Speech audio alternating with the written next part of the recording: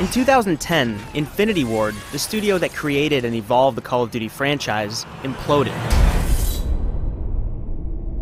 The firing of two high-profile employees, Vince Zampella and Jason West, sparked an employee drain of 46 members, most of whom formed Respawn Entertainment to work on the Titanfall series in the aftermath. Meanwhile, intent on maintaining its legacy, Infinity Ward continued down its own path. It released Call of Duty Ghosts in 2013, and although it was well received, Infinity Ward took a back seat to Sledgehammer Games and Treyarch, studios that released their own Call of Duty titles to glowing critical response. Infinity Ward created Call of Duty in 2003 and modernized it in 2007, and despite the talent still present at the company after Ghosts, it was a shadow of its former self. It had taken a tertiary role in a 3-studio development cycle. In the months following Ghosts, the remaining team members were faced with a difficult question. Who exactly is Infinity Ward? 2 years ago, that very question was posed to Dave Stoll, the new studio head and the leader of Infinity Ward's reconstruction.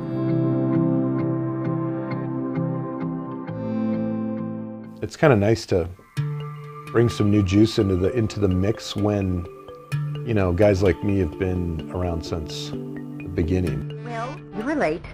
It's all right, but don't let it happen again or it'll be marked down in your permanent record. Sometimes you get stuck in your own way of doing things, and so I think new talent is always good. After pulling from numerous studios across the world, the Infinity Ward of today is, in many ways, a new thing entirely. They have members from Naughty Dog, they have people from Crystal Dynamics, they have veterans from DICE, Treyarch, and Sledgehammer Games. But as a collective unit, the team has yet to prove itself. With Call of Duty Infinite Warfare, they're trying to do just that. The needs of our planet were greater than she could supply. So we went beyond the reaches of our atmosphere.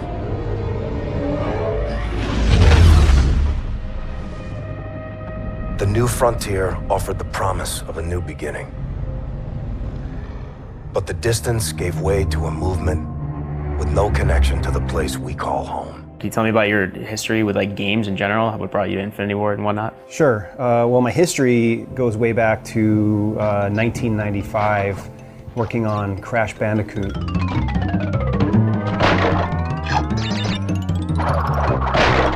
What have I got? It was with Naughty Dog for a dozen or so years, and then started at Infinity Ward in 2014 to work on Infinite Warfare.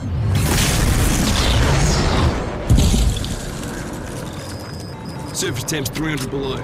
People maybe know about the fact that Infinity Ward merged with Neversoft in 2014. And that was right around the same time. That was just a little bit after I started here and a few other guys started here.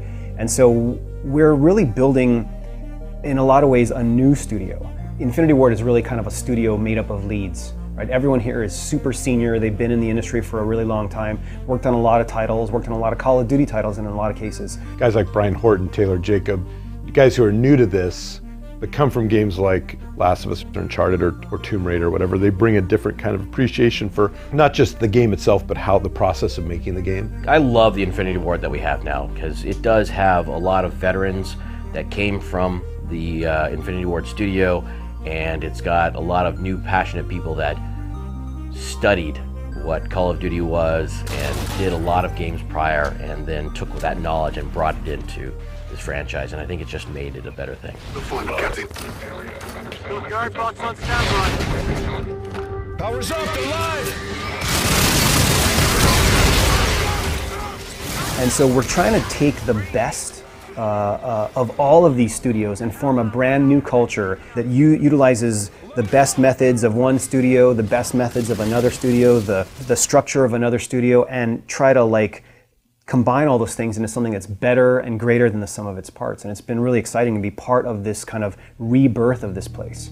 Of course, Infinity Ward isn't the only studio with Call of Duty experience. With the release of Call of Duty 3 in 2006, developer Treyarch entered the mix, allowing for more frequent franchise releases. Years later, after supporting Infinity Ward on Modern Warfare 3, Sledgehammer Games would create its first solo title with Advanced Warfare. The result is a yearly release schedule fueled by a 3-studio rotation. I see Call of Duty as being more than just a franchise. I see it as being so big that I almost consider it like a genre in and of itself. And there's a lot of room within that genre for sort of different takes on it. We're in an interesting place right now because there are 3 studios that are very talented studios with a bunch of experienced developers in it, but There's certainly a lot of friendly competition, you know what I mean? I think all of the three studios want to keep progressing the franchise, right? We always want to remain cognizant of what makes Call of Duty and where that fun comes from, but we also want to keep extending it. We don't want to just kind of repeat ourselves over and over again. And therein seems to be the biggest challenge when making a Call of Duty game.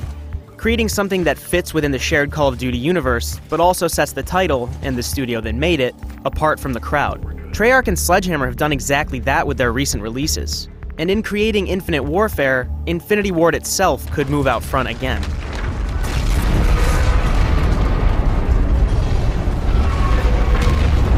Holy hell. There was definitely a lot of like discussions going on about like kind of testing the limits of what Call of Duty are, like what is it as a brand, and like what could it be. We started introducing new technology into the ground combat. The Jackal came in and picked you up, and you went and launched up into space, followed a destroyer, an enemy's destroyer up into space.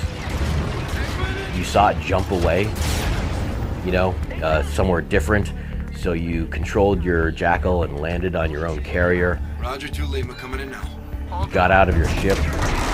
Damn good to see you, Lieutenant Reyes. You went up to the bridge. You ordered your crew to make the jump to follow it.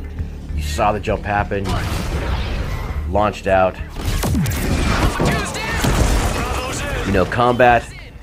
Breached inside, sabotaged the ship, watched it explode, and got out just in time, and it was all as seamless. But it required that some of us old timers, kind of break ourselves out of the normal way of doing things, which is hard. What I loved about that is we got to take the best parts of all of the cultures and what each of those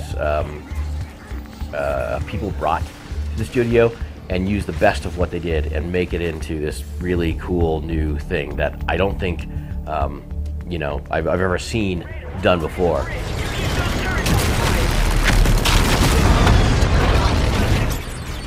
This is Admiral Salem Koch of the Olympus model. You were defeated. That is no disgrace.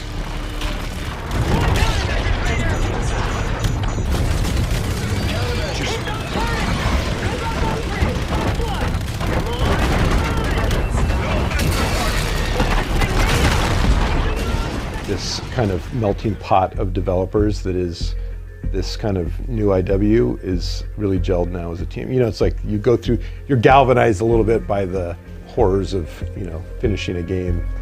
And I think we've come out the other side as a great studio with a lot of new talent, a lot of new, I would call our studio a strong narrative studio, which I wouldn't have said necessarily, in the past. After speaking with numerous members of Infinity Ward during this video shoot, that's the one thing that kept coming up, that focus on narrative. I don't know about you, but to me, Call of Duty has always stood out because of its multiplayer. Yes, its campaigns have usually delivered massive set pieces, memorable moments, and engaging storylines. But the customizable loadouts and massive player base of the PvP arena have always been the signifier of each entry's longevity. But maybe that's why the members of Infinity Ward seem to be lending more weight to its single-player campaign this time around. You got feelings, Ethan? I do, Lieutenant. I do. I carry the brain of a human farmer. Holy shit, are you serious? No, ma'am. Not at all. Maybe the studio that started Call of Duty in the first place recognizes that this time they can push things a little farther. Maybe this time around, Infinity Ward could do something entirely new. As creators, we want to challenge ourselves. We want to do things that we haven't done before. That's why I think a lot of us are drawn to the games industry, because really, games are really at a real embryonic stage still in the grand scheme of things. On the next episode of this series, we speak to the members at Infinity Ward about Infinite Warfare's narrative focus, the decision to bring the series to space, to create an open-ended campaign, and the efforts to focus on a personal, intimate story rather than complex military tactics. As the studio tells it, these elements have all coalesced to create something that might put the studio at the head of the Call of Duty pack again. And if all goes well with that plan, Infinity Ward could very well resume that Call of Duty mantle.